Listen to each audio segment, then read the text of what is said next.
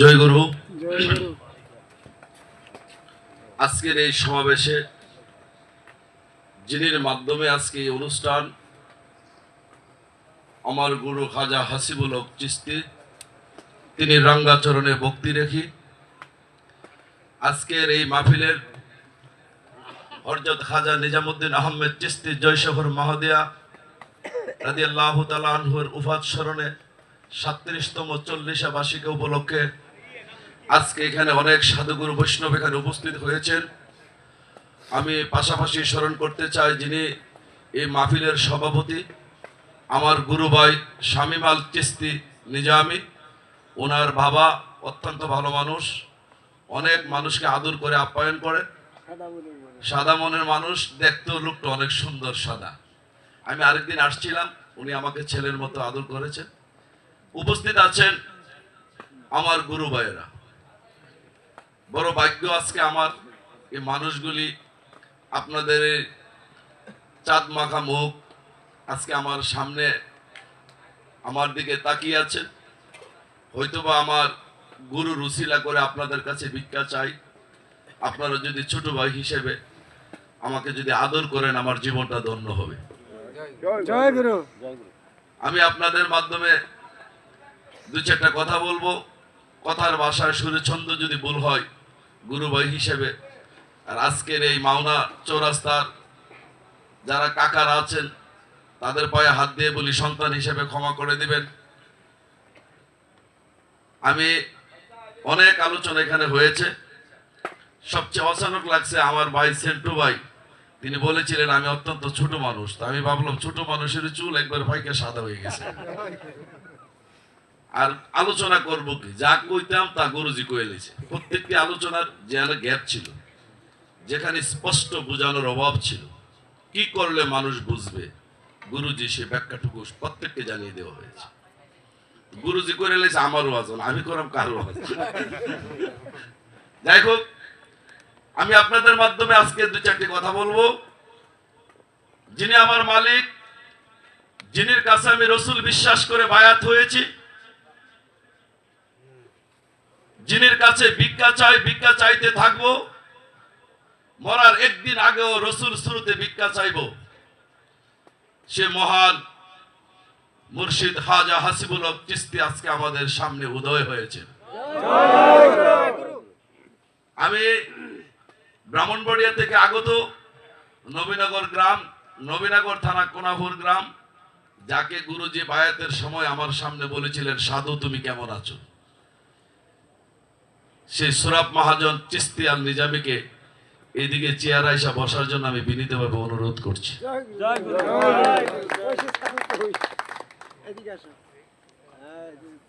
আমার এলাকার আরেকজন লোক আছেন যিনি বিডিআর চাকরি করতেন, চাকরি করে অবসরে আসলেন। আমি যখন বাল্য জীবন ওইখানে বৈশা বৈশা ওনার সাথে আমি আলোচনা করতাম। উনি আমার আলোচনা শুনে, আমার না খাজা হাসিবুল হক চিশতির আলোচনা শুনে উনি বলেছিলেন আমি তো বিপাকে আছি, আমার জীবনটা ভিক্ষা দাও। তখন আমি বলেছি কি করবেন, আমি তাড়াতাড়ি খাজা হাসিবুল হক চিশতির কাছে বায়াত হয়ে আমার জীবনটা কাজে লাগাইতে চাই। তখন উনি 3 থেকে 4টি মাস উনি আমার পিছনে পিছনে ঘুরলো। অবশেষে তিনি বলেন আপনি আমাকে বায়াত করেন। আমি তো খেলাফত প্রাপ্ত না ওই সময়। তাইলে খাজা হাসিবুল হক চিশতি আসবে কখন সেইটুকু বলেন। তখন খাজা হাসিবুল হক চিশতি ব্রাহ্মণবাড়িয়া তন্তর গ্রামের মধ্যে উপস্থিত হলেন। সেদিন 10 থেকে 12 জন গুরুজির কাছে বায়াত হয়েছিলেন। সেই 2 জন ব্যক্তি এখানে আছে, কাউসার আল চিশতি নিজামী, আর আছেন সেনাবাহিনী থেকে অবসরপ্রাপ্ত আলম ভাই আল চিশতি নিজামী। 2 জনকে আসার জন্য আমি অনুরোধ করছি, এবং এই 2 জনকে আমার ভক্ত ছেলেরা মাল্য প্রদান করার জন্য অনুরোধ করছি। সুরাব মহাজন চিশতিকে মাল্য প্রদান করার জন্য অনুরোধ করছি।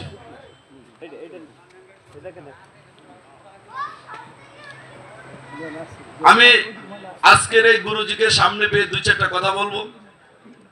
আমরা যে যার জায়গা থেকে নিজেকে সঠিক মনে করেছি, যে যার জায়গা থেকে নিজেকে সঠিক মনে করেন, আমিও আমার জায়গা থেকে সঠিক মনে করি, আপনিও আপনার জায়গা থেকে সঠিক মনে করেন। কিন্তু আপনি আমার কথাটা নিচ্ছেন না, আপনার কথাও আমি মানতে পারছি না। আমাকে যতই বুঝান, আমি হাজা হাসিবুল হক চিশতির কদম ছেড়ে আপনার কাছে যাইতে পারি না। যে যার জায়গা থেকে সঠিক মনে করছেন, আমার কথা আপনি নিচ্ছেন না, আপনার কথা আমি নিতে পারছি না। আসুন কাঁধে কাঁধ মিলে আমরা একসাথে হয়ে একটি দেশে চলে যাই, যে দেশের মধ্যে কোনো মতভেদ নাই, যে দেশের মধ্যে কোনো ভিন্ন ভিন্ন নাম নিয়ে ডাকবে না। ওই দেশটার মধ্যে চলে যাই, সেই দেশটা হয়েছে মৃত্যুর পরের জগৎ। যেই জগতের মধ্যে মুক্তি করে ডাকতেও হবে না, যে জগতের মধ্যে মুফাসসির করে ডাকবে না, যে জগতের মধ্যে কারি সাহেব করে ডাকবে না, যে জগতের মধ্যে নামাজি করে ডাকবে না, সেই মৃত্যুর পরের জগতের মধ্যে শুধু দুইটা ভাষায় মানুষকে ডাকা হবে, এই কাফের আর মুমিন। এর বাইরে কোনো দল থাকতে পারে না। দল যদি হয় দুইটা, ঠিকানা হবে কয়টা? একটা জান্নাত, সেদিন আমাকে মুফতি বলে ডাকবে না, সেদিন তুমি মুফাসসির হয়ে গেছো, তোমাকে ডাকবে না। তুমি যত কিছু হয়েছো হাসরের ময়দানে দুই নামে মানুষের পরিচয় হবে, একটা হলো কাফের আর একটা হলো মুমিন। আর দল কয়টা? দুইটা। দুইটা দলের দুইটা ঠিকানা, একটা জান্নাত আর একটা জাহান্নাম। এখন কাফের আর মুমিন আপনি চিনবেন কিভাবে? আমাকে যদি কেউ জিজ্ঞাসা করে আপনার দল কোনটা, আমি বেজাল বুজাল বাদ দিয়ে কম আমি নির্বেজালের দলে আছি। নির্বেজালের দল কি? আমি নির্বেজাল কাফেরের দলে আছি। কেন? আমি যদি আজকে মজলিসের মধ্যে যদি বলি আমি মুমিন, আপনারা কেউ বিশ্বাস করবেন, কেউ করবেন না। যদি বলি মুমিন, মুমিনের অনেক শ্রেণী বিন্যাস আছে। কেউ বলবেন ছোট মুমিন, এই লোকটা মুমিন হইতে পারে না, এই দাড়ি মুছরাকে কি মুমিন হয়ে যাবে নাকি?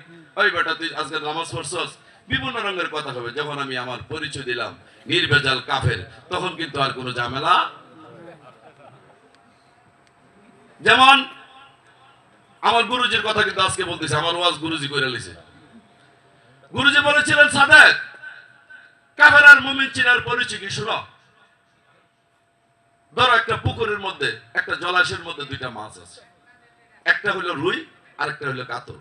একটা মানুষ কাতল মাছটা চিনে না, রুই মাছটা তো চিনে।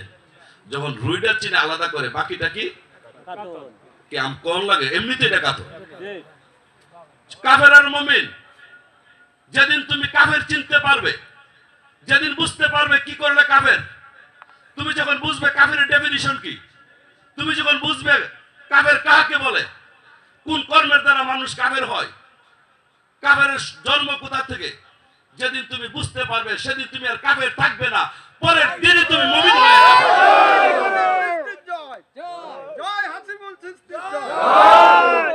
তুমি যদি মুমিন হইতে চাও, মুমিন হওয়ার পূর্ব শর্ত কাফের আগে ছিল। সে কাফেরের পরিচয়টা আল্লাহ মৃত্যুর পরের জগতের থেকে জানতে চাই আমরা। কোরআনে আল্লাহ পাক কি বলেছে? কোরআন সত্য মিথ্যার পার্থক্যকারী। কোরআনকে আল্লাহ পরিপূর্ণ করে দিয়েছেন। কোরআনের হেফাজত স্বয়ং আল্লাহ করে। কোরআন মাফিক যারা কথা বলে না, তারা জালেম, ফাসেক, কাফের। কোরআনে আছে তোমাদের আলোচনা, তারপরে কি মানুষ তোমরা বুঝবে না? সূরা নিসার 82 নম্বর আয়াত খুলে দেখুন। হে মানুষ, কোরআন নিয়ে কেন চিন্তা ভাবনা করো না? যদি কোরআন আমি আল্লাহর কাছ থেকে না এসে মানুষের কাছ থেকে আসতো, একটি আয়াতের সাথে আরেকটি আয়াতের সাংঘর্ষিক হয়ে যাইত। সাংঘর্ষিক হচ্ছে না এখন? এক মৌলবীর কথা আরেক মৌলবীর লগে মিলে।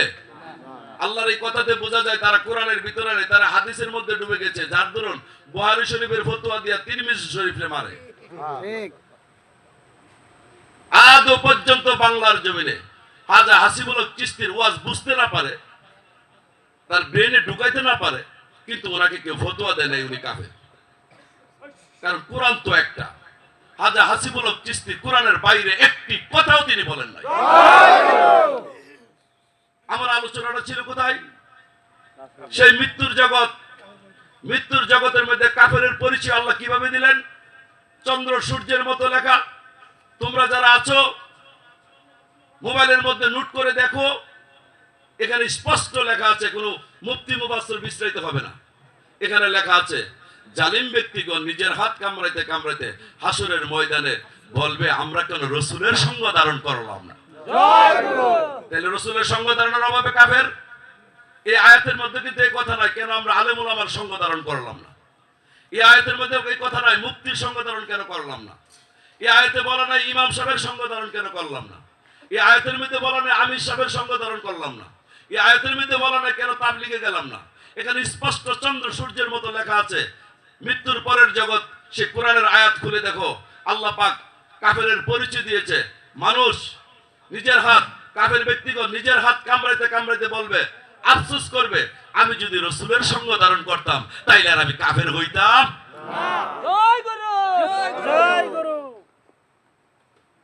তাইলে আপনার কাফের চিনাটা দরকার। আপনি চিনবেন কিভাবে? আপনি আমাকে বলেন তুমি তো ভালো না, আমি সত্যের পথে আছি, তুমি অন্যায়ের পথে আছো। বাবা তুমি এই বহাস এখন থেকে ছেড়ে দাও। সত্য আর মিথ্যা যদি চিনতে চাও ঠেলাঠেলি করার দরকার নাই, তুমি মিথ্যাটা বর্জন করে দাও, তাই তো তুমি সত্যবাদী হয়ে যাবে। কাফের আর মুমিন, মুমিন চিনবে কিভাবে? যতক্ষণ পর্যন্ত মানুষ কাফের না চিনবো ততক্ষণ পর্যন্ত তার মুমিন চিনা। তুমি নিজে নিজে মুমিন হয়েছো, নিজে নিজে দাবি করেছো আমি মুমিন, আমি 5 ওয়াক্ত নামাজ পড়ি, আমি রোজা রাখি, হজ করি, যাকাত দেই, আমি মুমিন। হাসরের ময়দানে কাফের না চিনার কারণে তুমি সেদিন কাফের হইতে পারবে না। তুমি মুমিন চিনার আগে কাফের চিনো। ন্যায় আর অন্যায় চিনো না। যেদিন তুমি অন্যায় চিনবে সেদিন তুমি অন্যায় বর্জন করো, সে পরের দিনই তুমি ন্যায়ের পথে চলে যাবে। তুমি ধর্ম আর অধর্ম, ধর্ম চিনো না, ধর্ম চিনার তোমার দরকারই নেই। অধর্ম তো চিনো, অধর্ম বর্জন করো, পরের দিনই তুমি ধর্মের পথে থাকবে। তাহলে আমার কথাটা ছিল কোথায়? একটা দল হইল কাফের, আরেকটা হইল মুমিন। দুনিয়া তো আপনারা যারা যেভাবে আছেন দল দুইটা, একটা হইল এজিদি দল, আরেকটা হইল হুসাইনি দল। হুসাইনি দল আপনার চিনার দরকার নাই। হুসাইনি দল চিনতে গিয়ে আমার একটা গুরু ভাই যদি টঙ্গি জানগা ফিরে আনতাম না। হুসাইন বিছলাতে বিছলাতে বলে যদি গুরুজি টঙ্গি চলে যায় তাহলে তো ছাড়বে না, সে তো ভুল। তুমি হুসাইনি দল চিনার আগে এজিদের দলটাকে বাছুট করে নিয়ে যাও। যেদিন তুমি এজিদের দল বাছুট করবে সেদিন তোমার দল চিনতে হবে না। এজিদের দল মাইনাস করলে বাকি দলটাই হয়েছে হুসাইনের দল। তুমি হুসাইনের দল আগে ছিল।